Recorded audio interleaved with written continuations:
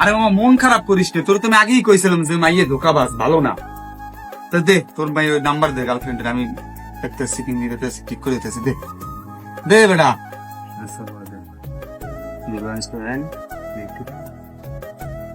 আমি সব ঠিক করে দিতেছি দাঁড়া। হ্যালো নূপুর, হ্যাঁ তোমার তো আমি আগেই কইছিলাম যে পোলায় ভালো না, ধোকাবাজ, রাস্তা শেষরা, 100টা মাইয়ের লাগে প্রেম করে। আরে কইও না, খুব খারাপ ও, ওর মতো লোক আমি এই পৃথিবীতে দেখিনি। আবার একটা কথা তোমার আমি বলতে পারিনি অনেকদিন যাবত, তোমার আগেই পছন্দ করতাম, বুঝছো? ঠিক আছে, তাহলে সন্ধ্যা একটু দেখা করবো মনে রেস্টুরেন্টে।